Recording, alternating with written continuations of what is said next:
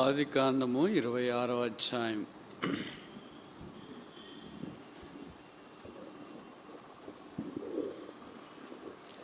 ఆదికాండము 26వ అధ్యాయము 25వ వచనము కలిసి చదువుదాం. కొద్దిగా తగ్గిస్తారా?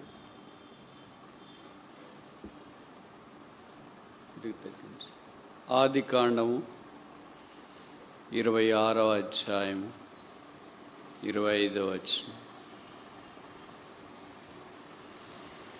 అక్కడ అతడొక బలిపీఠం కట్టించి యెహోవా నామమున ప్రార్థన చేసి అక్కడ తను కూడా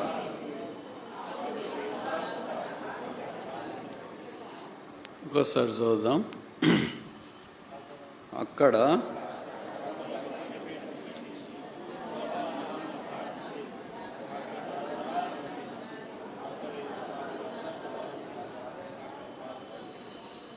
ప్రార్థన మోకరించగలిగిన వాడు మోకరించు.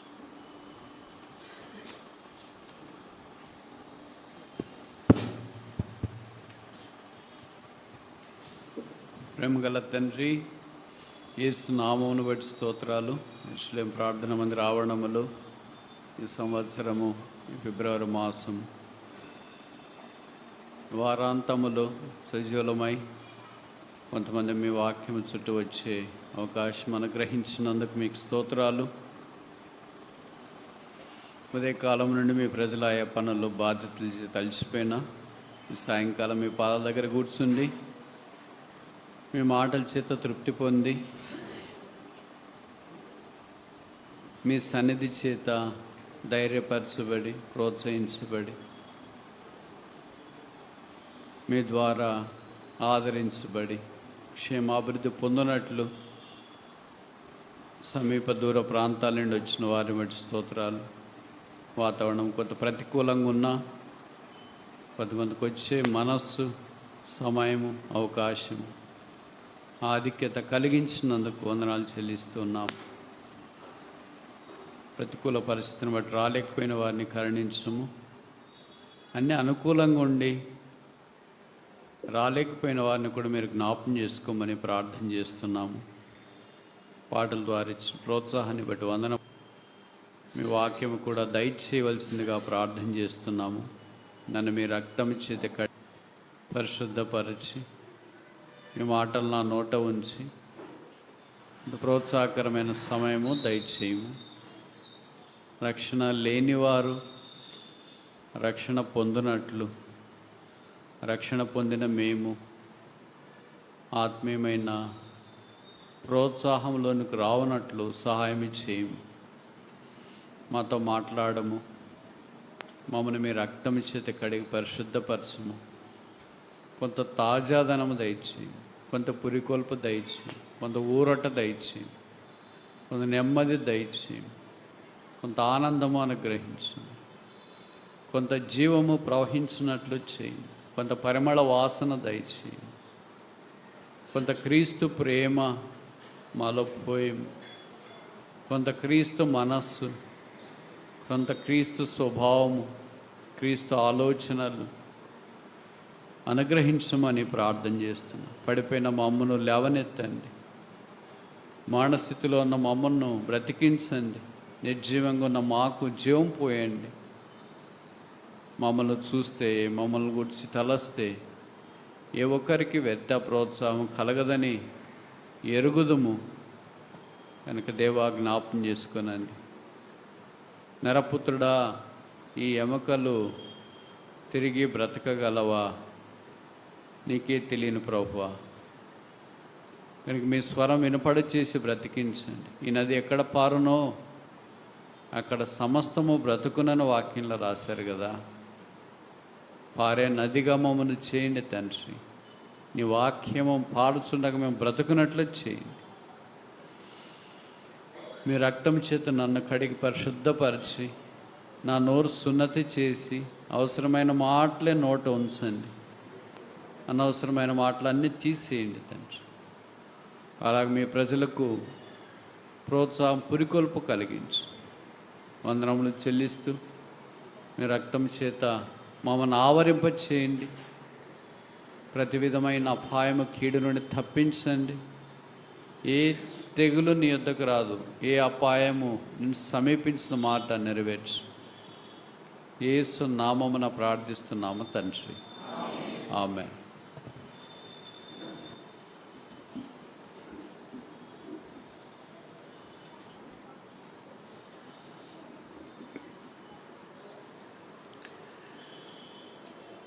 పాత నిబంధనలో మొదటి పుస్తకమైన ఆదికాండము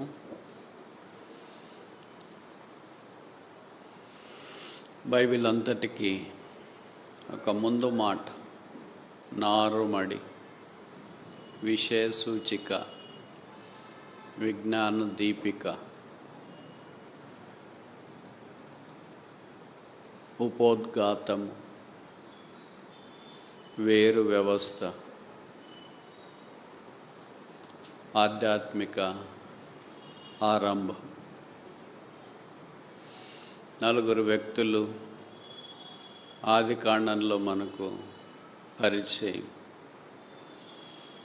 అబ్రహాము, ఇస్సాకు, యాకోబు, యోసేపు. ఈ నలుగురు 4 ఆధ్యాత్మికమైన సత్యాలను మనకు జ్ఞాపకం చేస్తున్నారు. అబ్రహాము రక్షణ, సాల్వేషన్ జ్ఞాపకం చేస్తున్నారు. ఇస్సాకు సబ్మిషన్, విధేయతను జ్ఞాపకం చేస్తుంది. యాకోబు దేవుని మందిరము, శాంక్చురీని జ్ఞాపకం చేస్తుంది. సర్వీస్, పని, సేవను జ్ఞాపకం చేస్తుంది. కొత్త నిబంధన అపోస్తుల కార్యాలు 2:42లో చెప్పబడినట్లు అపోస్తుల బోధ, సహవాసము, రొట్టె విరుచుట, ప్రార్థన. సరే, అపోస్తుల బోధ ఎవరు జ్ఞాపకం చేస్తున్నారు? అబ్రహాం. రెండవది ఏంటి? అపోస్తుల బోధ, సహవాసం. రెండవ వ్యక్తి ఎవరు? ఇస్సాక్, సహవాసాన్ని జ్ఞాపకం చేస్తుంది. మూడవ వ్యక్తి ఎవరు? యాకోబు. మూడవది ఏంటి? రొట్టె విరుచుట. నాలుగవది ఏంటి? ప్రార్థన. యోసేపు తన సహోదరుల యొక్క క్షేమ సమాచారము తండ్రి యొద్దకు తెచ్చుచుండెను. కనుక పాత నిబంధనలో ఈ నలుగురు వ్యక్తులు కొత్త నిబంధనలోని సంఘమునకు మూలమైన ఈ 4 విషయాలను మనకు జ్ఞాపకం చేస్తుంది.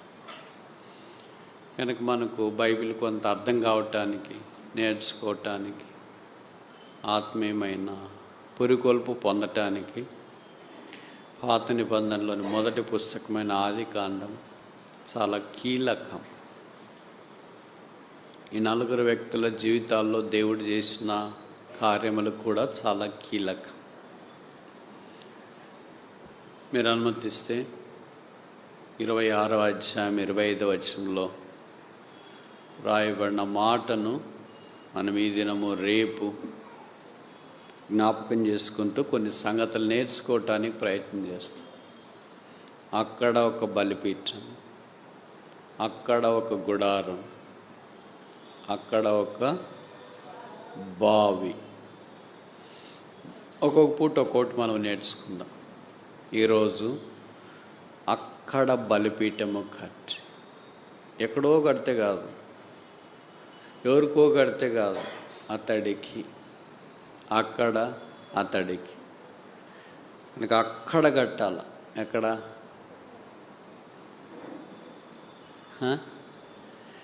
దేవుడు చూపించిన స్థలం, దేవుడు ప్రత్యక్షమైన స్థలం, దేవుడు మాట్లాడిన స్థలం, దేవుడు సంధించిన స్థలం. కనుక అక్కడ బలిపీఠము కట్టి, మొదట బలిపీఠం ఏం జ్ఞాపకం చేస్తుందంటే రిలేషన్షిప్, బంధాన్ని, అనుబంధాన్ని జ్ఞాపకం చేస్తుంది. క్రైస్తవ్యం ఒక బంధం, ఒక అనుబంధం, ఒక ఆధ్యాత్మిక సంబంధం. మనిషికి మనిషితో రెండవ సంబంధం, మనిషికి దేవుడితో మొదటి సంబంధం. దాన్ని రక్షణ అంటాం. మనిషికి మనిషితో ఉన్న సంబంధమే సంఘము అంటాం. మనిషికి దేవుడితో సంబంధం లేకపోతే రక్షణ లేదు. మనిషికి మనిషితో సంబంధం లేకపోతే సంఘ సహవాసంలో లేదు. కనుక మొదట దేవుడితో మనిషికి సంబంధం, అదే బలిపీఠాన్ని జ్ఞాపకం చేస్తుంది. పాత నిబంధనలో భక్తులు అలాంటి బలిపీఠం అనుభవం గుండా వెళ్ళారు. మీరు అనుమతిస్తే ఈ సాయంకాలము ఆ బలిపీఠం అనే మాటను గురించి కొన్ని సంగతులు మనం నేర్చుకోవటానికి ప్రయత్నం చేస్తాం. ముందుకెళ్ళక మునుపు ఎప్పుడూ ఒక దానికి 5 ప్రశ్నలు ఉంటాయి. మీకు తెలుసు కదా. మొదటి ప్రశ్న ఏంటంటే, బలిపీఠాలు కట్టిన వాళ్ళు బైబిల్లో ఎంతమంది? How many are the altar builders mentioned in the Bible? రెండో ప్రశ్న ఏంటంటే, మొదట బలిపీఠం కట్టిన వారు ఎవరు? మూడో ప్రశ్న ఏంటంటే, ఆఖరిగా బలిపీఠం కట్టిన వారు ఎవరు? నాలుగో ప్రశ్న ఏంటంటే, బలిపీఠము బైబిల్లో ఎవరు ఎక్కువ కట్టారు? ఐదో ప్రశ్న, ఆఖరి ప్రశ్న, మనకు ఇలాంటి బలిపీఠం యొక్క అనుభవం ఉందా? బలిపీఠము అంటే పాత నిబంధనలో మనుష్యుడు దేవుణ్ణి కలిసే స్థలం, దేవుడు మనుషునితో మాట్లాడే స్థలం. అంటే ఒక స్థలం అనేది ఉంది, where God can meet A man and man can meet A God. మనుషుడు దేవుడితో మాట్లాడడం, దేవుడు మనుషునితో మాట్లాడడం. ఇది పాత నిబంధన. కొత్త నిబంధనకు వచ్చిన తర్వాత మనుషుడు దేవుడితో మాట్లాడటానికి, దేవుడు మనుషునితో మాట్లాడటానికి ఈ భౌతికమైన బలిపీఠం కాకుండా ఆత్మ సంబంధమైన బలిపీఠం, అదే సిలువ. యేసుప్రభు సిలువ ద్వారా మనకు రక్షణ వచ్చింది. ఇప్పుడు మనం దేవుడితో మాట్లాడుతున్నాం, దేవుడు మనతో మాట్లాడుతున్నాం. అందుకే హెబ్రీ పత్రిక 1వ అధ్యాయము 6వ వచనాల్లో ఉంది, పూర్వకాలమున మన పితరులతో నానా విధములుగా మాట్లాడిన దేవుడు ఇప్పుడు తన కుమారుని ద్వారా మనతో మాటలాడెను. కనుక ఆ కుమారుడే దేవుని వాక్యం, ఆ కుమారుడే అన్నిటికీ ఆధారం, ఆ కుమారుడే అన్నిటికీ మూలం. ఆయనే యేసుక్రీస్తు ప్రభు. కొత్త నిబంధనలో యేసు ప్రభు సిలువే బలిపీఠము.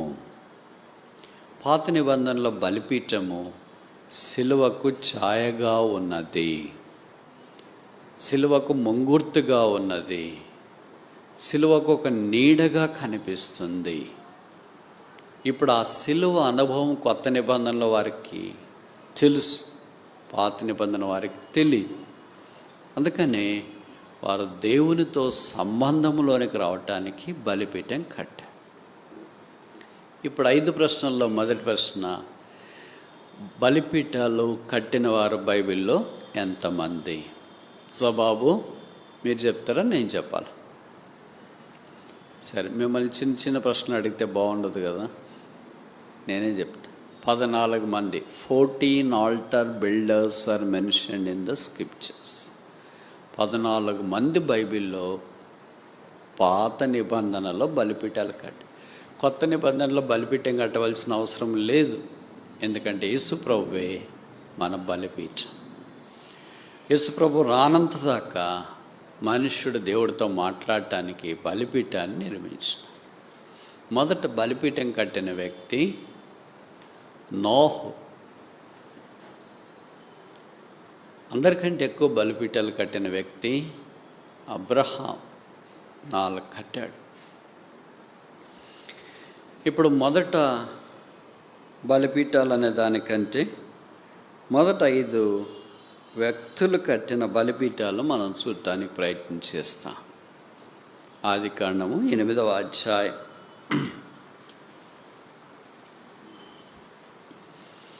20వ వచనం.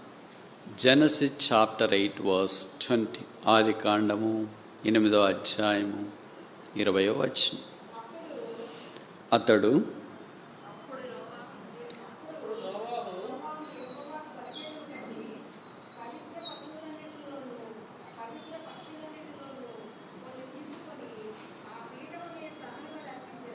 చాలు. అప్పుడు అప్పుడు ఎప్పుడు? అప్పుడు ఎప్పుడు? ఓడలో నుండి బయటికి వచ్చినప్పుడు, జలములు భూమిపైన ఆరిపోయినప్పుడు, దేవుని ఉగ్రత తగ్గిపోయినప్పుడు, మనుషులంతా జలప్రళయంలో మునిగిపోయినప్పుడు, నోహు కుటుంబం ఒక్కటే మిగిలి ఉన్నప్పుడు, అప్పుడు అతడొక బలిపీఠము కట్టి. నోహు దినాల్లో బలిపీఠము కట్టక మునుపు జలప్రళయం మనకు పరిచయం. ఎందుకు జలప్రళయం వచ్చింది? 6వ అధ్యాయంలో చెప్పబడింది. మనుషుల చెడుతన భూమి మీద గొప్పదనియు, వారి తలంపుల్లోని ఊహలనియు కేవలము ఎల్లప్పుడూ చెడ్డవని దేవుడు సూచెను. కనుక అంత దుర్మార్గంగా మనుషుడు ప్రవర్తిస్తూ వచ్చి దేవుని కోపము వారి మీదకి వచ్చింది. అందుకే జలప్రళయం వచ్చింది, అందరినీ పూర్తిగా ముంచివేసింది. ఇప్పుడు ఒకే ఒక కుటుంబం ఉంది, 8 మంది ఉన్నారు, ఓడలో నుండి బయటకు వచ్చినారు. మీరు ఊహించండి, ఇంట్లో ఒక్కళ్ళే ఉంటే ఎలాగుంటుంది మీకు? ముఖ్యంగా మీ పిల్లలు, మీ ఆయన బయటికి వెళ్ళాడు అనుకో, ఒక్కళ్ళే ఉన్నారు, కరెంటు పోయింది రాత్రి. బాగుంది, సంతోషంగా ప్రభుత్వం అనిపిస్తుందా? తిట్టుకోవడం ఆరంభిస్తారు. మొదట మీ ఆయన్ని, మీ పిల్లల్ని, అందరినీ తిట్టుకుంటారు, చివరికి దేవుణ్ణి కూడా. ఒక్కళ్ళని వదిలేసిపోయాడు, ఎవరికి కనికరం లేదు. మీ వీధిలోనే ఒకరే ఉన్నారనుకో, మీ ప్రాంతంలో ఒకళ్ళే ఉన్నారు, మీ ఊర్లోనే ఒకరే ఉన్నారు, మీ జిల్లాలోనే ఒకరే ఉన్నారు, మీ రాష్ట్రంలో ఒకళ్ళే ఉన్నారు, దేశంలో ఒకళ్ళే ఉన్నారు, ప్రపంచంలోనే ఒకళ్ళే ఉన్నారు. ఎట్లుంటారు? ఊహకు అందదు. మనకి చలిపడుతుంది, వెంట్రుకలు నిక్కుపడుచుకుని, అమ్మ ఒక్కళ్ళేనా? మనకు వారు పరిచయం లేకపోయినా ఎవరో కొంతమంది ఉంటారు. బస్సులో మనకి ఎవరు పరిచయం ఉండరు, అయినా మనకేం అనిపించదు కొంతమంది ఉంటే. రైల్లో ఉన్నవాళ్ళు మనకేం తెలియదు, అయినా ఏమనిపిస్తుంది? రైల్లో ఒక్కళ్ళే పోతున్నారు ఏమనిపిస్తుంది? ఆటోలో ఒక్కళ్ళే పోతున్నారు ఏమనిపిస్తుంది? బస్సులో ఒక్కళ్ళే వెళ్తున్నారు ఏమనిపిస్తుంది? ఈ భూమి మీద 8 మందే ఉన్నారు, ఒకే కుటుంబం. ఏమన్నా వస్తే అనుకుంటాం కదా, వచ్చేది జంతువులన్నీ వాళ్ళ దగ్గరే ఉన్నాయి. ఒకే ఒక కుటుంబము, అసలు ఊహకు అందదు. ఎలాగున్నారబ్బా, గుండె పగలు చచ్చిపోయి ఉంటాం కదా అనుకుంటాం. వాళ్ళకి దేవుడు ఎంత ధైర్యం ఇచ్చినాడంటే, ప్రపంచమంతట్లో 8 మందే ఉన్నారు, కడగబడిన నేల మీద ఉన్నారు, పవిత్రము చేయబడిన నేల మీద ఉన్నారు, శుద్ధీకరించబడిన నేల మీద ఉన్నారు. వారు చేసిన మొదటి పని బలిపీఠము కట్టుట. ఇల్లు కట్టారా? గుడారం కట్టారా? ఏమన్నా కట్టారా? The first work any builder can do in his life is establishing a relation with God. ఒక మనుష్యుడు, ఒక విశ్వాసి చేయవలసిన మొదటి పని ఏంటంటే దేవునితో సంబంధాన్ని ఏర్పాటు చేసుకుంటాడు. దేవుడితో ఆ వ్యక్తికి సంబంధం లేదనుకోండి, దేవుడు ఆయనతో మాట్లాడట్లేదనుకోండి, అదంతా కేవలం మృగ్యము, వ్యర్థం. కనుక ఒకే ఒక వ్యక్తి కుటుంబం అంతా ఉండి మొదట ఏం చేయాలనుకుంటారు? వంట చేశారా? పొలం దున్నారా? విత్తనాలు వేసారా? కాపు కాసారా? ఏం చేస్తారు మొదట మీరైతే? కానీ వాళ్ళు చేసిన మొదటి పని దేవుని బలిపీఠం కట్టాలి. ఎవరు చెప్పారు వాళ్ళకి బలిపీఠం కట్టమని? మనం ఏదైనా పని చేయాలంటే మనకి ఎవరైనా చెప్పిండాలి. మన పిల్లలు ఉదయం లేచి బైబిల్ చదువుతున్నారంటే ఎవరో చెప్పింటారు. మనం చదువుతున్నాం కనుక వాళ్ళు చదువుతున్నారు. మనం ఎలాగ చదువుతున్నాం? మనకంటే ముందు వాళ్ళు చదివారు కనుక, వాళ్ళు చెప్పారు కనుక, అంటే మనం ఫాలో అవుతాం. వేరే వాళ్ళు ఏం చేశారో అది మనం వెంబడిస్తాం, అనుసరిస్తాం. అంతకుముందు బలిపీఠమే కట్టలేదు కదా. బలిపీఠం అనే మాట మొదటి ఇక్కడే రాశారు కదా. మరి ఎలాగొచ్చింది ఆలోచన? దేవుడితో మనకు సంబంధం కావాలనేది దేవుడిచ్చే ఆలోచన. He was first inventor of the altar of God. దేవుని బలిపీఠాన్ని కట్టడానికి మొట్టమొదట పూనుకున్న వ్యక్తి నోహు. దేవుడు మానవుని యొక్క జీవితంలో అలాంటి అనుభవంలోనికి మనల్ని కూడా తీసుకురావాలని కోరుతున్నాం. అందుకే నోహ్ అంటే అర్థం రెస్ట్, కంఫర్ట్, విశ్రాంతి, నెమ్మది అని అర్థం. మన క్రైస్తవ జీవితంలో కూడా మొదటి నెమ్మది. దీన్నే మత్తయి భక్తుడు 11వ అధ్యాయంలో ప్రయాసపడి భారం మోసుకుంటున్న సమస్త జనులారా నా దగ్గర రండి, నేను మీకు విశ్రాంతి అంటే నెమ్మది ఏంటి ఆదరణ మీకు దయచేస్తా. I will give you rest. నేను మీకు విశ్రాంతి, నెమ్మది, ఆదరణ కలిగిస్తాను. అంటే మనుషుడికి యేసు ప్రభువు వెలపట విశ్రాంతి, నెమ్మది, ఆదరణ లేదు. ఎంతో ఆదరణ ఉన్నట్లు అనిపిస్తుంది, కానీ ఎవరితో నన్ను తెలిసిన వాళ్ళతో ఫోన్ మాట్లాడితే కొంత ఆదరణ వస్తుంది అనుకుంటా. పరిచయం ఉన్న వాళ్ళు కనిపించి మాట్లాడితే ఆదరణ వస్తుంది అనుకుంటా. ఏదో ఒక దగ్గర ఉంటే నెమ్మది వస్తుంది అనుకుంటా. అదంతా తాత్కాలికమే. మన ఆదరణ, మన నెమ్మది, మన విశ్రాంతి యేసు ప్రభు సిలువ. No cross, no comfort, no redeemer, no rest. విమోచకుడు లేకుండా విశ్రాంతి లేదు, సిలువ లేకుండా ఆదరణ లేదు. నోహు దినాల్లో వారు బయటకు వచ్చిన తర్వాత చేసిన మొదటి పని వారు బలిపీఠము కట్టడం. పవిత్రమైన జంతువుల్లో కొన్ని తీసుకొని వచ్చి దేవునికి అర్పించినారు. దేవుడు వాటిని అంగీకరించిన కనుక అక్కడ కట్టుట, అక్కడ అర్పించుట, అక్కడ అంగీకరించుట, అక్కడ ఆశీర్వదించబడుట, ఇవన్నీ ఒక తర్వాత ఒకటి జరిగే ప్రక్రియ. అక్కడ కడితే, అక్కడ దేవుడు అంగీకరిస్తే, అక్కడ అర్పణ ఇవ్వబడితే అక్కడ ఆశీర్వాదం వస్తుంది. అక్కడ కట్టకపోతే ఆశీర్వాదం లేదు. శాపము కింద మనుష్యుడున్నాడు సిలువకు వెలపట్ట. ఈ రాత్రి యేసు ప్రభువుని గురించి వింటున్న మీరు, యేసు మిమ్మల్ని ప్రేమిస్తున్నాడు. మీ కొరకే మానవుడికి భూమి మీదకి దిగి వచ్చినాడు. మీ కొరకే పాపంగా చేయబట్టడానికి ఇష్టపడ్డాడు. మీ కొరకే సిలువ మీదకి వెళ్ళాడు. మీ కొరకే తల మీద ముళ్ళ కిరీటం, చేతుల్లో మేకులు, దేహమంతా కోడా దెబ్బలు, ప్రక్కలో బల్లెపోటు, రక్తము కార్చి చనిపోయి సమాధి చేయబడి తిరిగి లేపబడ్డాడు. విశ్రాంతి లేని మానవునికి విశ్రాంతి కలుగజేస్తున్నాడు. ఆదరణ లేని మానవునికి ఆదరణ కలుగజేస్తున్నాడు. కృంగిపోయిన మానవుని లేవనెత్తున్నాడు. అధైర్యంతో ఉన్న మానవుని ధైర్యపరుస్తున్నాడు. యేసు రక్తం ప్రతి పాపము నుండి మనల్ని కడిగి పవిత్రులుగా చేస్తుంది.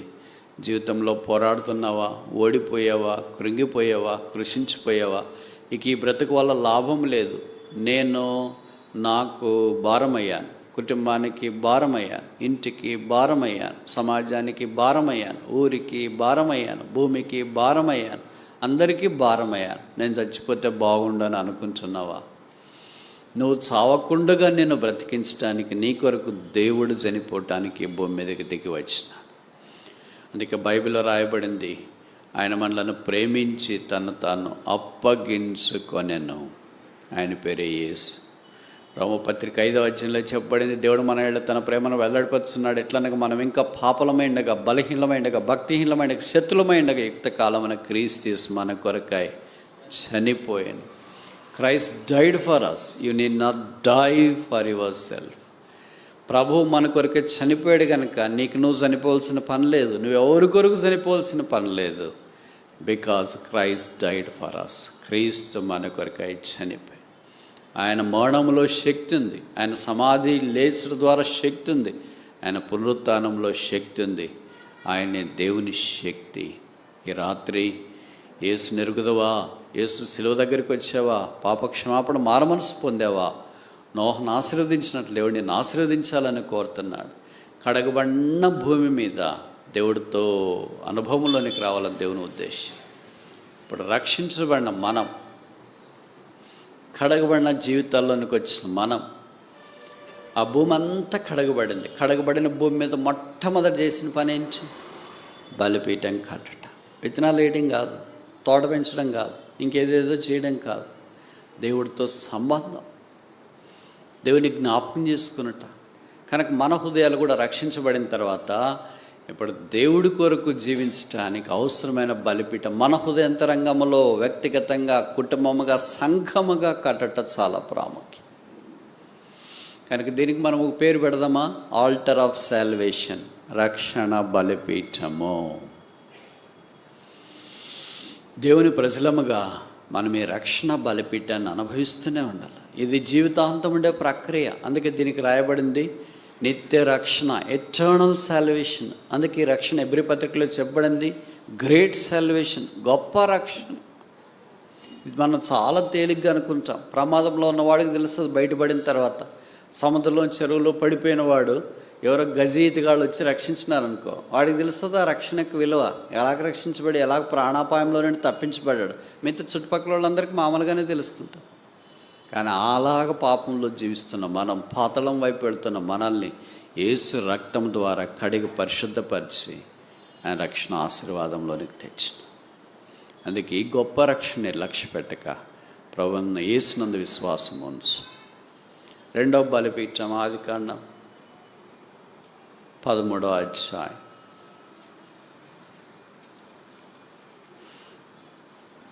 ఆదికాండం 13వ అధ్యాయం 18వ వచనం. 13:18. అమ్మా,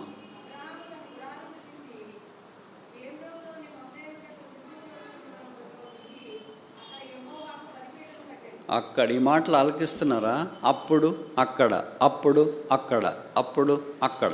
తెలుగు బైబిల్ చూసే వాళ్ళకి ఇది కొద్దిగా మాధుర్యం అర్థమవుతుంది. అప్పుడు అక్కడ. ఎప్పుడు? మమ్రే దగ్గరికి వచ్చినప్పుడు, హెబ్రోను దగ్గరికి వచ్చినప్పుడు, సింధూర వనం దగ్గరికి వచ్చినప్పుడు, సహవాసంలోనికి వచ్చినప్పుడు అక్కడ ఒక బలిపీఠం కట్టాను. అబ్రహాం 4 బలిపీఠాలు కట్టాడని నేను ఇంతకు ముందే చెప్తూ వచ్చినా కదా. బైబిల్ అంతట్లో అబ్రహాం దేవునితో ఎక్కువ సంబంధాన్ని నెలకొల్పడానికి ఇష్టపడ్డాడు. తన జీవితంలో పొరపాట్లున్నా, ఇబ్బందులున్నా, కష్టాలున్నా, సమస్యలున్నా, కొరతలున్నా దేవుని విడిచిపెట్టలేదు. మనం చాలాసార్లు అనుకుంటాం దేవుడు అంటే ఆపద మొక్కలవాడు.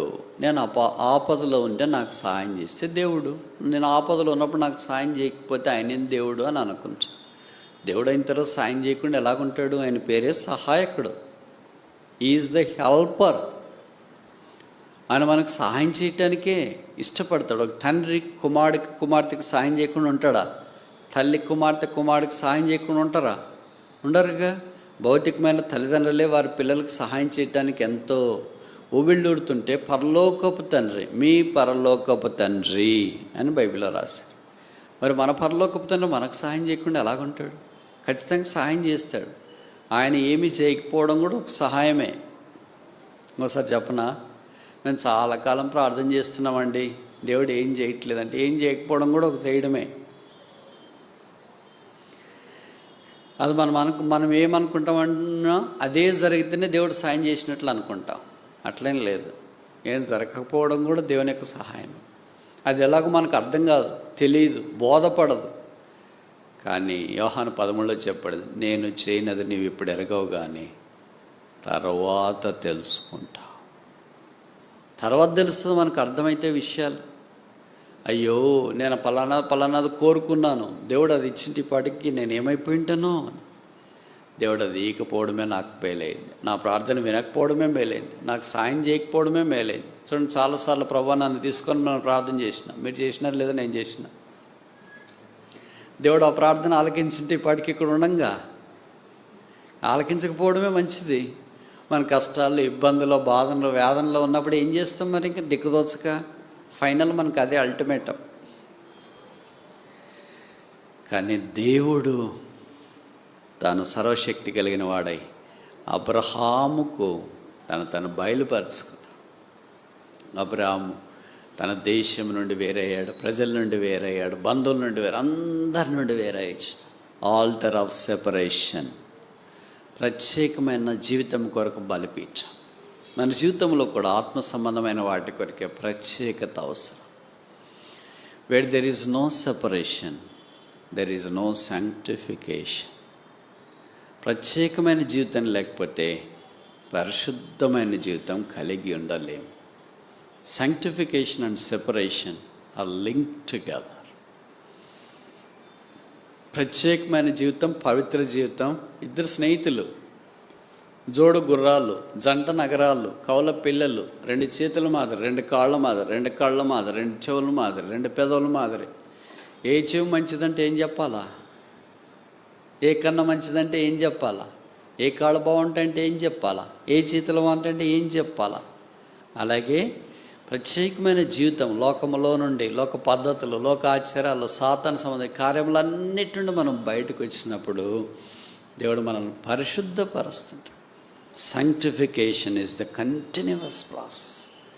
ప్రభు ఇచ్చే పరిశుద్ధ ద్వారా మనం పరిశుద్ధులుగా మార్చబడతాం. అందుకే అపోస్తలుడైన పౌలు కొరింథీయులకు రాసిన మొదటి పత్రిక 1వ అధ్యాయం ఆఖరి వచనంలో అన్నాడు, తెలుగులో కలిసి ఉంటాయి, యేసుక్రీస్తు ప్రభువు మనకు విమోచన, పరిశుద్ధత, జ్ఞానము, నీతియు ఆయను. Christ is our sanctification.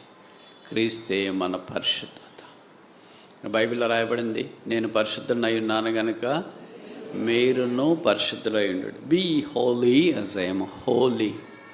మనకు పరిశుద్ధత అంటే ఇష్టం ఉండదు కదా, పాపం అంటే చాలా ఇష్టం. మనకు దేవుడు అంటే ఇష్టం ఉండదు కదా, సాతాను అంటే చాలా ఇష్టం. పరలోకం అంటే ఇష్టం ఉండదు కదా, లోకం అంటే చాలా ఇష్టం. ప్రభు కొరకు జీవించాలంటే ఇష్టం ఉండదు కదా, లోకం కొరకు జీవించాలంటే చాలా ఇష్టం.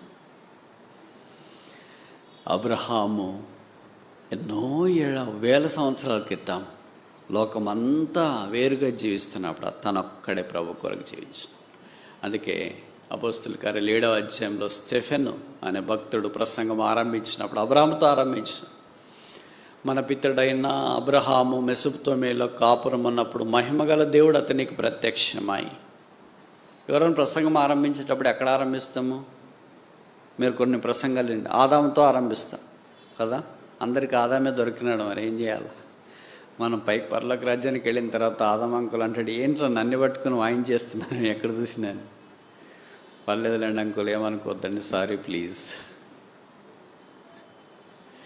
ఆదాంతో ఆరంభిస్తాం, హెబెల్తో ఆరంభిస్తాం, తర్వాత అలాగొచ్చి ఎప్పుడు అబ్రహాంతో మాట్లాడతాం. కానీ అక్కడ ఆయన అబ్రహాంతో ఆరంభిస్తాం. అంటే అర్థమేంటి? Every new born believer starts his life at Abraham.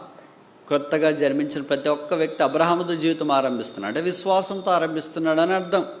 అందుకే యేసుప్రభు వారు కూడా కొంతమంది బాగుపడిన తర్వాత ఇతడునో అబ్రహాము కుమారుడే, ఈమెనో అబ్రహాము కుమార్తె అన్నాడు, కానీ ఆదాము కుమార్తె, ఆదాము కుమారుడు అని చెప్పలేదు. ఎందుకని? ఎవరు విశ్వాసంలోనికి వస్తున్నారో వాళ్ళు ఏమవుతున్నారో ఆత్మీయంగా అబ్రహాం యొక్క కుమారులు, కుమార్తెలుగా అవుతున్నారు. కనుక విశ్వాసం బట్టి మనం లోకము నుండి వేరవటానికి అవకాశం. లోకము నుండి వేరే అయిపోవాలంటే డ్రెస్సులు మార్చుకొని ఊరికి వలపడి బయటికి వెళ్ళి ఆశ్రమం వేసుకొని, లేదా కొండల్లో, గుహల్లో, అడవుల్లో, కోనల్లో ఇలాగో కాపురం చేయాలని కాదు దాని అర్థం. లోక వైఖరి వేరే, లోక ఆలోచనలు వేరే, లోక పద్ధతులు వేరే, క్రైస్తవుని యొక్క పద్ధతులు, ఆలోచనలు వేరే. కానీ మనకు వాళ్ళకి ఏం తేడా లేకుండా ఉంటే చాలాసార్లు వాళ్ళు ఏం ఆలోచిస్తారో మనం అదే, వాళ్ళు ఏం తెలుస్తారో మనం అదే తెలుస్తుంటాం. వాళ్ళ పర్పస్, ఉద్దేశాలు ఎలాగుంటాయి, మన ఉద్దేశాలు కూడా అలాగే ఉంటాయి. కొన్నిసార్లు ఏం చేస్తారంటే మనమే వాళ్ళకి చెప్తుంటాం లోక పద్ధతులు. మనం లోకములో యాత్రికులము, పరదేశమైన వదినాన్ని ఈ లోకాన్ని విడిచిపెడతాం. మనం పరలోక రాజ్యంలో ఉండబోతున్నాం. అలాగని ఈ లోకంలో అవసరమైంది మనకు వ్యర్థపరచాలి, విసర్జించాలని కాదు. మనకు భోజనం అవసరం, పానం అవసరం, బట్టలు అవసరం, ఉండటానికి ఇల్లు అవసరం, అన్నీ అవసరమైన అవసరాలు వేరే, లగ్జరీలు వేరే. ఏది అవసరం అది ప్రభు ఇస్తాడు. అందుకే ఫిలిప్పీ 4:19 చెప్పబడింది, మీ ప్రతి అవసరత, నీడ్, ప్రభు మన అవసరాలు తీరుస్తాడు. అబ్రహాం అవసరం దేవుడు తీర్చు. రెండవది ఏంటంటే ఆల్టర్ ఆఫ్ సెపరేషన్, ప్రత్యేకమైన బలిపీఠం. మనం కూడా అలాగుండాలని కోరబడుతున్నాం. మూడవది చూస్తామా? 26, 25 ఆదికాండం 26, 25. అమ్మా, చాలు చాలు. అక్కడ అతడొక బలిపీఠము కట్టి. ఎక్కడా అక్కడ అక్కడ అక్కడ అక్కడ అని వచ్చింది. ఎక్కడ 23 చదవండి. 24 చాలు. ఎక్కడ యెహోవా ప్రత్యక్ష, అది బెర్షెబా కావచ్చు, బేతేలు కావచ్చు, హెబ్రోన్ కావచ్చు, ఒక్కొక్క దగ్గర దేవుడు ప్రత్యక్షమయ్యాడు. యాకోబుకైతే బేతేలు దగ్గర ప్రత్యక్షమయ్యాడు, అబ్రహాంకైతే హెబ్రోన్ దగ్గర ప్రత్యక్షమయ్యాడు, ఎండవేయడం దగ్గర ఉన్నాడు ప్రత్యక్షమయ్యాడు. ఇప్పుడు సరే నేను ఒక ప్రశ్న అడగమంటారా వద్దా? బైబిల్లో దేవుడు ఎన్నిసార్లు ప్రత్యక్షమయ్యాడు అని వ్రాయబడి ఉంది. రెండవది, ఎంతమందికి ప్రత్యక్షమయ్యాడు అని వ్రాయబడి ఉంది. మూడవది, ఎవరికి ఎక్కువసార్లు ప్రత్యక్షమయ్యాడు. నాలుగవది, మొదటి ఎవరికి ప్రత్యక్షమయ్యాడు. ఇప్పుడు ఐదవది ఆఖరి ప్రశ్న, బలమైన ప్రశ్న. మనకేమన్నా అట్లాంటిది ఉందా?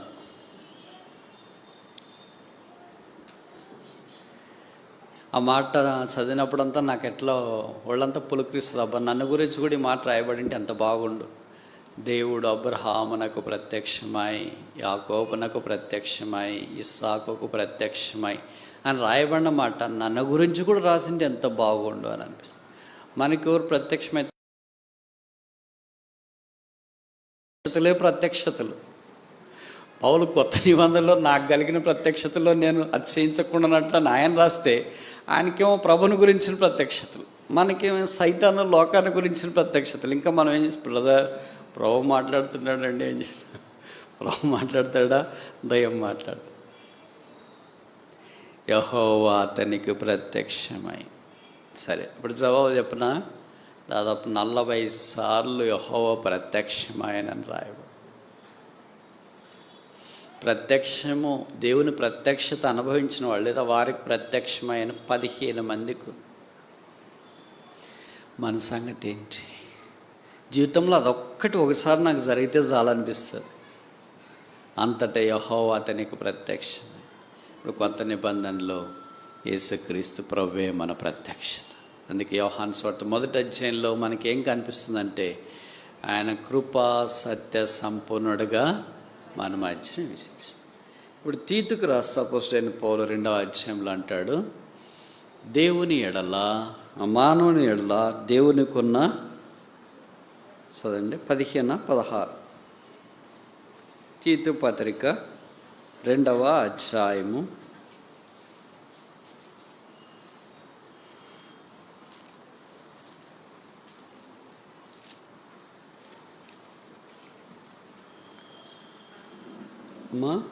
11వ వచనం. ఏలైనగా సమస్త మనుషులకు, చాలు, సమస్త మనుషులకు రక్షణకరమైన దేవుని కృప ప్రత్యక్షమై. కనుక పాత నిబంధనలో దేవుడు ప్రత్యక్షమై అని రాయబడింది. ఇప్పుడు కొత్త నిబంధనలోనికి వచ్చిన తర్వాత దేవుని కృప ప్రత్యక్షమై. ఎవరా దేవుని కృప? యోహాను సువార్త 1వ అధ్యాయంలో ఆ కృపా సత్య సంపూర్ణుడుగా మన మధ్య యేసుక్రీస్తు ప్రభువే ఆ దేవుని కృప. కనుక యేసుక్రీస్తు ప్రభువే మనకి ఇప్పుడు ప్రత్యక్షమైనాడు. ఆయన మానవుడిగా సశరీరుడిగా దిగి వచ్చినాడు, మానవుడిగా జీవించినాడు, తిరిగి శిలువ మీదకి వెళ్ళి రక్తము కార్చి చనిపోయి సమాధి చేయబడి 3వ దినాన్ని లేపబడ్డాడు. There is no greater revelation than the revelation of the person of Jesus Christ. యేసు ప్రభువు యొక్క ప్రత్యక్షత కంటే అధికమైన ప్రత్యక్షత ఇంకేమీ లేదు. మన పితరులందరూ దేవుని యొక్క స్వరాన్ని విన్నారు, దేవుని ప్రత్యక్షతను రాయబడింది. కొత్త నిబంధనలో దేవుడే దేవుని కుమారుడుగా ప్రత్యక్షమై. కనుక ఈ ప్రత్యక్షత ఇంకా గొప్పది. అందుకని శిలువ దగ్గర ఆయన తన ప్రత్యక్షతను మనకు వెల్లడి చేసిన. ఇప్పుడు ఇస్సాకు దగ్గరికి వచ్చేటప్పటికి ప్రత్యక్షత, దేవుడు ప్రత్యక్షమైన స్థలంలో ఆయన ఒక బలిపీఠము కట్టి, ఇస్సాకు ఎన్ని బలిపీఠాలు కట్టాడు? ఎన్ని కడితే మనకేం బ్రదర్ అని మీరు అంటారేమో. ఎక్కువ కట్టే కొలది దేవుడితో వాళ్ళకి ఎక్కువ సంబంధం ఉంది అని అర్థం. ఇప్పుడు చూడండి, అబ్రహాంతో వాళ్ళ బంధువు ఉన్నాడు, పేరు లోతు. 20 ఏళ్ళు అబ్రహాంతోనే ఉన్నాడు సొదొమ గొమొర్రా దగ్గర. ఎన్ని బలిపీఠాలు కట్టాడు? ఒక్క బలిపీఠం కూడా కట్టలేదు. ఈ బిల్ట్ నో ఆల్టర్. అబ్రహాం లాంటి వాడు బంధువు అయ్యుండి దేవుడితో సంబంధం లేకుండా మనిషి ఉంటాడా? ఉంటాడని బైబిల్లో రాసినారు.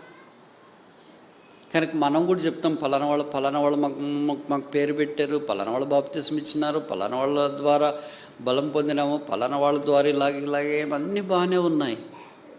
మనతో లేదా దేవుడితో మనకున్న వ్యక్తిగత సంబంధం ఏంటి? లోతు లోకంలోనే ఉండిపోయాడు, దేవుడి దగ్గరికి రాలి. నీతిమంతుడే, కానీ కుటుంబము చిన్న భిన్నమైంది. నువ్వు నీతిమంతుడివే, నీ కుటుంబం చిన్న భిన్నమైందా? అబ్రహాం కుటుంబం వలె ఉందా? నువ్వు బలిపీఠం కడితే నీ కుటుంబం అంతా నీ వలె ఉండటానికి అవకాశం. నువ్వు బలిపీఠం కట్టకపోతే నీ కుటుంబం అంతా అలాగే ఉంటుంది. ఇస్సాకు దేవునికి అక్కడ ప్రత్యక్షమైన దగ్గర బలిపీఠం కట్టాడు. చూడండి, నేను మళ్ళా ఒకసారి జ్ఞాపం చేసి చెప్తున్నా, నేను మీకు చెప్పేంతటి వాడిని కాదు, చేతులు జోడించి చెప్తున్నా. మీ క్రైస్తవ జీవితము మీ కొరకు మాత్రమే కాదు. ఇంకోసారి చెప్పనా? మీ క్రైస్తవ జీవితము మీ కొరకు మాత్రమే కాదు. మీ కొరకైతే మీరు ఎట్లన్నా బతకండి, ఎట్లన్నా లోకం విడిచిపెట్టండి. మీ క్రైస్తవ జీవితము మీ రాబో తరాలు, మీ పిల్లలు 4 తరాలకు మినిమం. మీరు ఇప్పుడు చేసేది 4 తరాలకు ఆధారపడి ఉంటుంది. ఏ తల్లిదండ్రులకైనా మా పిల్లలు చెడిపోవాలని ఉంటే చేయొద్దండి. ప్రతి తల్లిదండ్రులకి ఏమంత మేము ఎంత పాడైపోయినా మా పిల్లలు బాగుపడాలని ఉంటుంది కదా. మీరు ఫెయిల్ అయినా మీ పిల్లలు పాస్ కావాలనుకుంటారు. మీరు అందంగా లేకపోయినా వాళ్ళు అందంగా ఉండాలనుకుంటారు.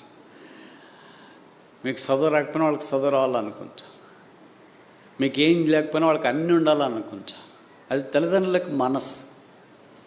మరి ఆత్మీయంగా మీకంటే ఉన్నతమైన స్థానంలో మీ పిల్లలు ఉండాల. మా మీదకి వచ్చిన దేవుని ఆశీర్వాదం కంటే మా పిల్లల మీదకి ఎక్కువ ఆశీర్వాదం రావాలంటే మొదట మీతోనే ఆరంభం అవుతుంది. అది బ్రదర్ నేను బాగుంటే 4 తరాలకు బాగుంటుందా? వాళ్ళు ఎట్లా జీవించినా అంటే అది క్లాస్ కాదు. అర్థమవుతుందా? మీ ఆశీర్వాదం వారి తరాలకు కూడా రావాలని దేవుని యొక్క ఉద్దేశం. అందుకనే మీరు గమనించాలా, మీ ద్వారా రాబో దినాల్లో పిల్లలకు కూడా ఆత్మీయ వృద్ధి పొందాలి. లోతు కుటుంబం ఏమైంది తెలియదు, కానీ అబ్రహాం తర్వాత 4 తరాల వాళ్ళ ఆశీర్వాదంలోకి వచ్చి. అందుకే ఇస్సాకు బలిపీఠం మనకి ఏ జ్ఞాపం చేస్తుందంటే ఆల్టర్ ఆఫ్ సబ్మిషన్, విధేయత బలిపీఠాన్ని జ్ఞాపం చేస్తుంది. ప్రభువులో మనము విధేయులముగా ఉండాలి. అవును, ఈ దినాల్లో మనము ప్రభువుకు విధేయతగా లేము. అలాగే సహవాసంలో కూడా అలాగే లేమంటే తప్పు కాదేం. కనుక దేవుడికి విధేయులు చాలా అవసరం. ఇస్సాకును దేవుడు బలి తీసుకోవాలనుకుంటే ఇస్సాకు విధేయత చూపించకపోతే అబ్రహాం ఏం చేస్తాడు? పట్టుకొని రాగలడా అంత వృద్ధాపంలో కొడుకుని? పిల్లలు విధేయత చూపిస్తేనే కదా అబ్రహాం అర్పించడానికి వెళ్ళింటాడు. విధేయత చూపించకపోతే ఎలాగెళ్తాడు? మనం మంది మోరే పర్వతంకి వెళ్తాను, లేదు డాడీ నాకు పనుంది క్రికెట్ ఆడాలనంటే అబ్రహాం తీసుకెళ్ళగలడా? చెప్పరేంటి? మీరు బలవంతంగా చెప్పండి, మీకు గుండెల మీద చేసుకొని మీకు బాగా ఎదిగిన పిల్లలు 18 ఏళ్ళు దాటిన పిల్లల్ని బలవంతాన మీరు మందిరానికి తీసుకొని రాగలరా? బలవంతాన బైబిల్ చదివించగలరా? బలవంతాన ఆధ్యాత్మిక కార్యక్రమం చేయించగలరా? దుస్సాధ్యం. వాళ్ళకి ఇష్టమైతేనే జరుగుతుంది, ఇష్టం కాకపోతే జరగదు. అలాగే ఇస్సాకు కూడా ఎంతో ఇష్టం ఉంటేనే దేవుడితో పాటు అబ్రహాముతో పాటు దేవుని కార్యాల కొరకు వచ్చిన. కనుక మనము దేవుడికి ఎంత విధేయతలో ఉంటామనే దాన్ని బట్టి మన పిల్లలు కూడా దేవునికి విధేయతలో ఉంటారనేది ఆధారపడి. కనుక రాబో దినాల్లో తరాలు విస్తరించాలా, వ్యాపించాలా అని అంటే మన విధేయత చాలా ప్రాముఖ్యం.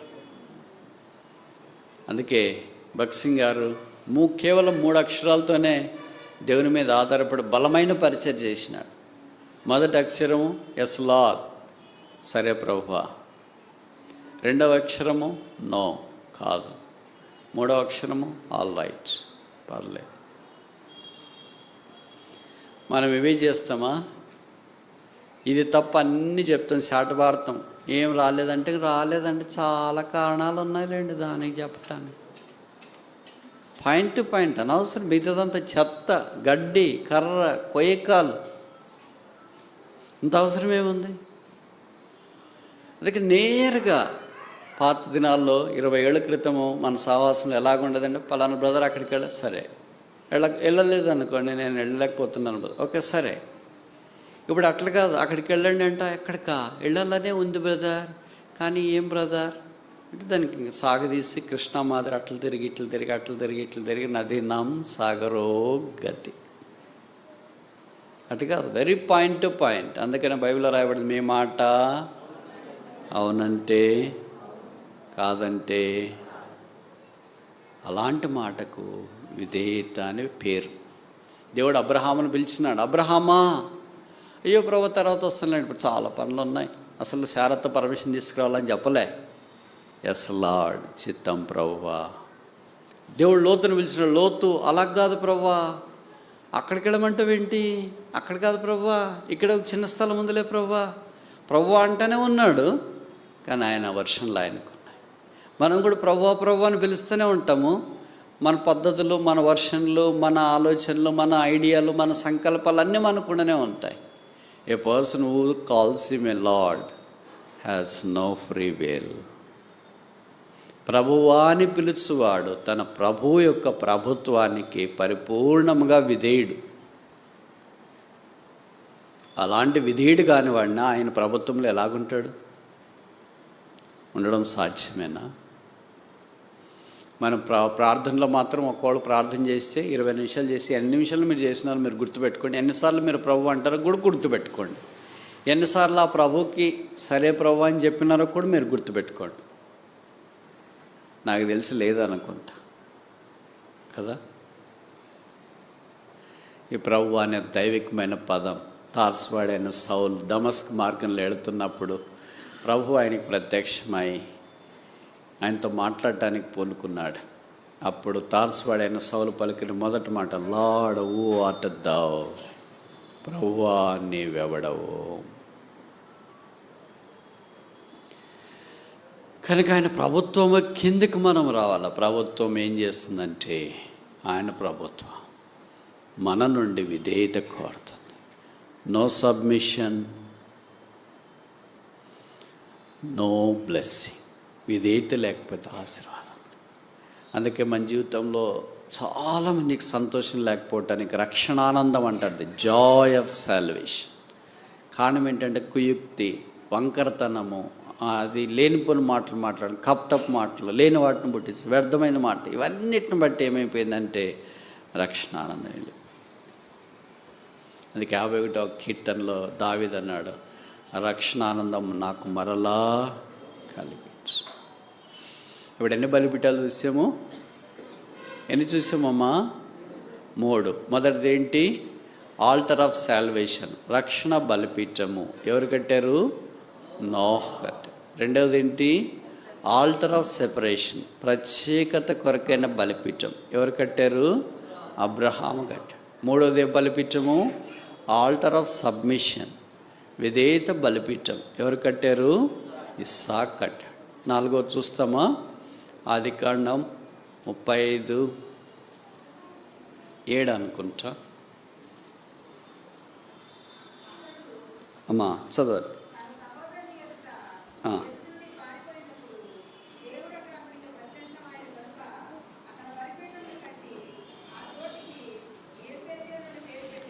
ఎక్కడక్క? ఎక్కడ?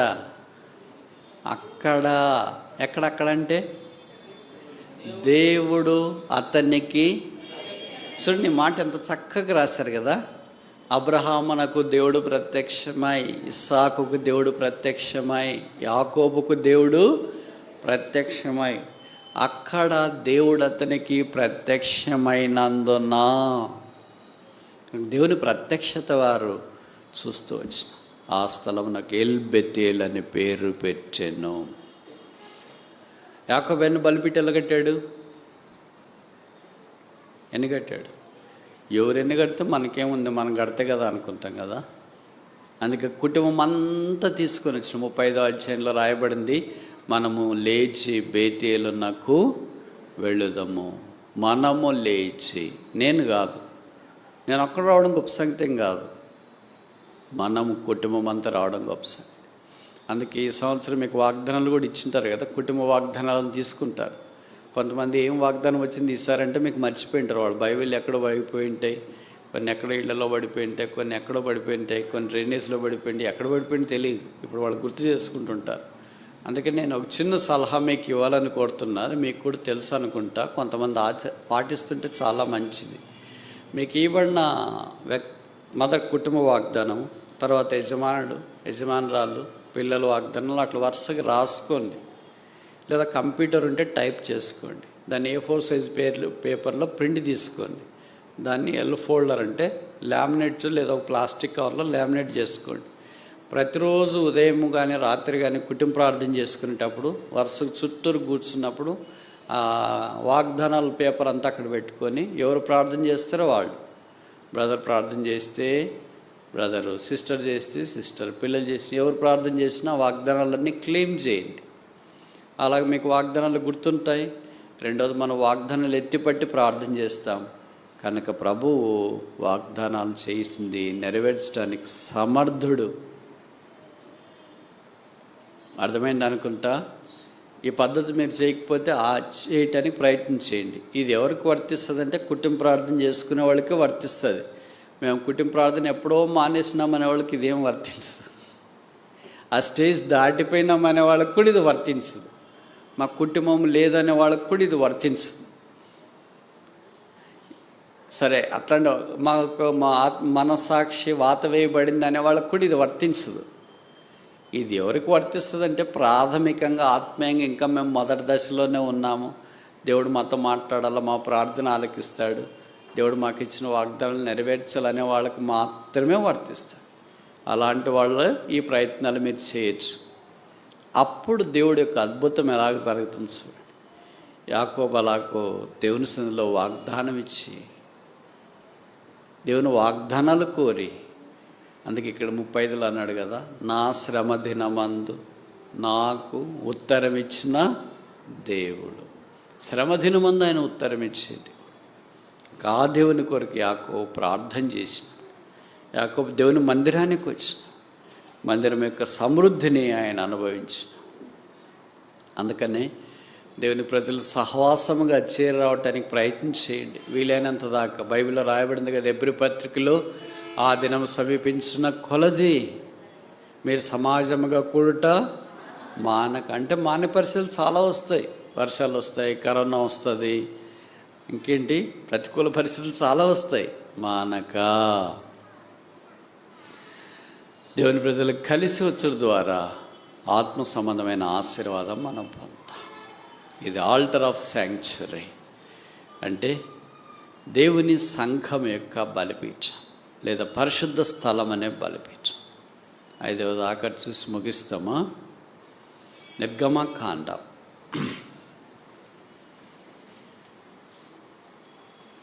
17వ అధ్యాయం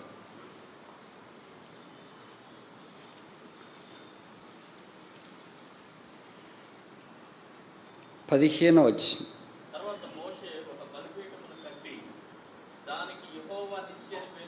చాలు. తర్వాత మోషే ఒక బలిపీఠమును కట్టి దానికి నిస్సే అంటే ఏంటో ఒకటేసి కింద రాసింటారేమో కదా, 4 కింద రాశారు కదా. ధ్వజము అంటే బ్యానర్, అంటే జెండా అని అర్థం. ఇప్పుడు రకరకాల పార్టీలు ఉన్నాయి, రాజకీయ పార్టీలు ఉన్నాయి కదా, వాళ్ళ ఇళ్ళ మీద, పార్టీ ఆఫీసుల మీద వాళ్ళు జెండా ఎగరేసింటారు. ఆ జెండాను బట్టి మనకి ఎవరని తెలుస్తుంది? ఏ పార్టీనో తెలుస్తుంది. జెండా లేకపోతే ఏ పార్టీనో. అలాగే మన మీద కూడా ఒక జెండా ఉంది. ఏంటది? పరమగీతము 2వ అధ్యాయం 3వ వచనమా?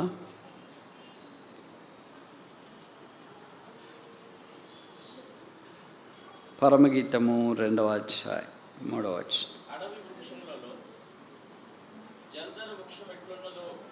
4వ వచనం.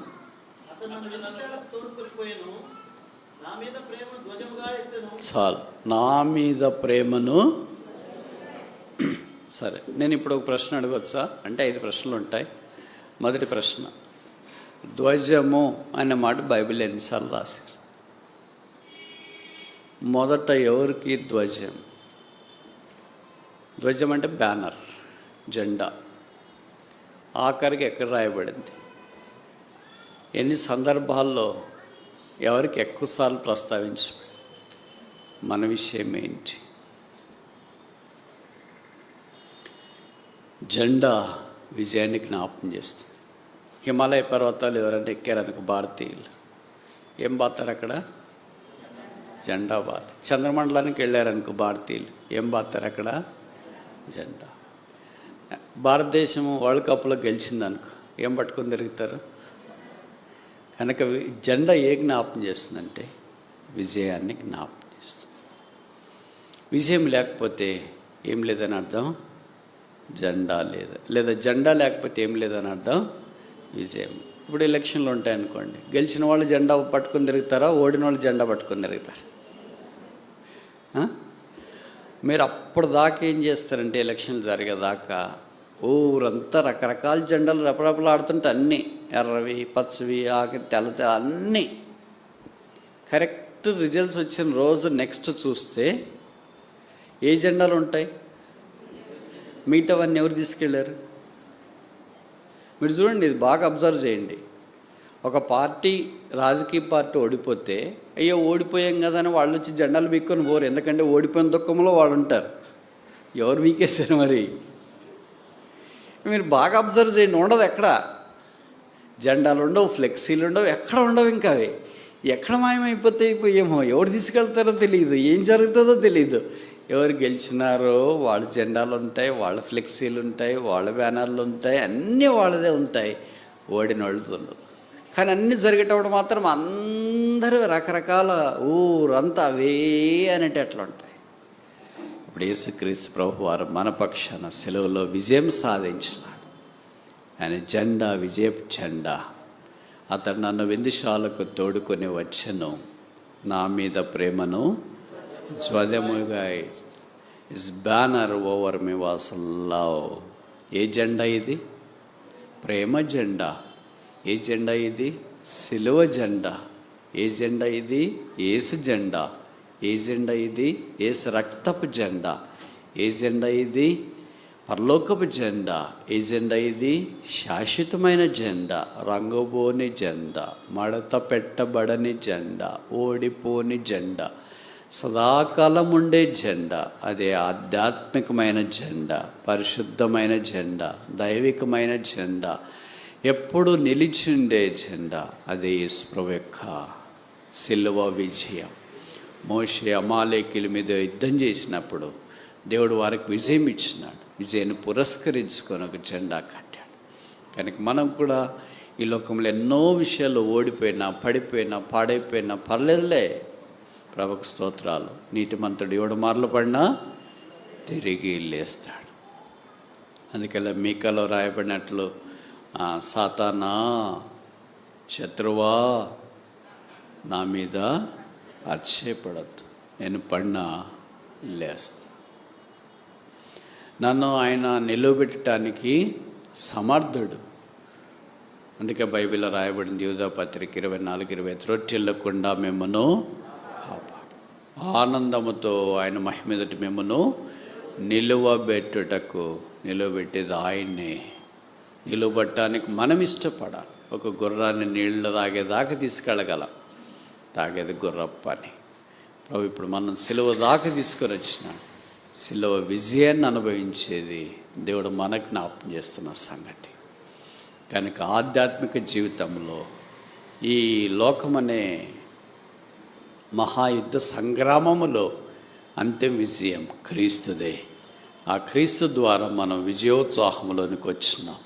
ఆయన పొందిన విజయం మనది, ఆయన భాగ్యం మనది, ఆయన స్వాస్థ్యం మనది, ఆయన రాజ్యం మనది, ఆయన పతాకం మనది, ఆయన ప్రేమ మనది, ఆయన విజయము మన విజయం. కనుక ఆయనలో మనం ప్రవేశించి ఈ విజయభూమి మీద నిలువబడాలని దేవుని యొక్క కోరిక. ముగించక మునుపు ఈ 5 రకాలైన బలిపీఠాల్లో మనము ఏ రకమైన బలిపీఠం దగ్గర ఉన్నాం? 5 మనం కట్టామా?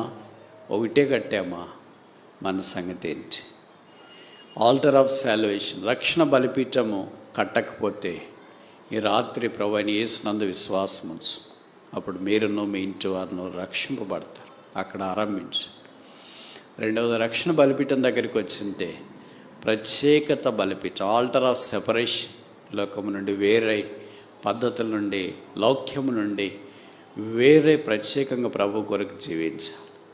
మూడవది, అలాగ ప్రత్యేకంగా జీవిస్తుంటే దేవుడికి విధేయత చూపించడం, సబ్మిషన్, ఎస్ లార్డ్, చిత్తం ప్రభువా అనే అనుభవంలోనికి మనం రావాలి. ఇది కూడా మనం చేస్తుంటే 4వది, దేవుని ప్రజల యొక్క సహవాసంలోనికి మనము లేచి బేతేలునకు వెళ్ళదమన్నాడు. కనుక యాకోబు లేచి బేతేలుకి వెళ్ళినట్లు మనము లేచి దేవుని ప్రజల మధ్యలోనికి, దేవుని సంఘం దగ్గరికి రావాలని దేవుడు కోరుతున్నాడు. అక్కడ కూడా మనం వస్తుంటే ఇప్పుడు 5వది, ఆల్టర్ ఆఫ్ సక్సెస్, విజయపు బలిపీఠం. అది మోషేది. బైబిల్లో రాయబడింది, మోషే కంటే గొప్పవాడు ఇక్కడ ఉన్నాడు. మోషే 40 ఏళ్ళే ప్రజలను నడిపించినాడు. ఈ రాజు నిత్యము నడిపించు. మోషేకి లేడు, కానీ మోషే కంటే గొప్పవాడు ఇక ఉన్నాడు. మోషే దేవుని చూచినాడు, కానీ మోషే కంటే గొప్పవాడు దేవుని ఇద్దరి నుండి మన దగ్గరికి వచ్చినాడు. మోషే ప్రత్యక్ష గుడారాన్ని నిర్మించినాడు. మోషే కంటే గొప్పవాడు తానే ప్రత్యక్ష గుడారంగా మన మధ్యలోనికి వచ్చినాడు. మోషే దేవుడికి విధేయత చూపించి తప్పిపోయాడు. మోషే కంటే గొప్పవాడు దేవునికి విధేయత చూపించి మనల్ని ఆ విధేయతలోనికి నడిపించినాడు. మోషే దేవుని మహిమలో కనిపించినాడు. మత్తయి 17లో రూపాంతర కొండ మీద మోషే కంటే గొప్పవాడు దేవుని మహిమ మూర్తిమంతమనై ఉన్నాడు. ఆ మహిమలో మనమో దినాన ప్రవేశించిన ఆయన ఇదిగో మోషే కంటే గొప్పవాడు అని మనం ఆరాధించి విజయభూమి మీద నిలబడబోతున్నాం. ఈ రాత్రి మన జవాబు ఏంటి? అక్కడ అతడు యెహోవాకు బలిపీఠము కట్టి. ప్రార్థన.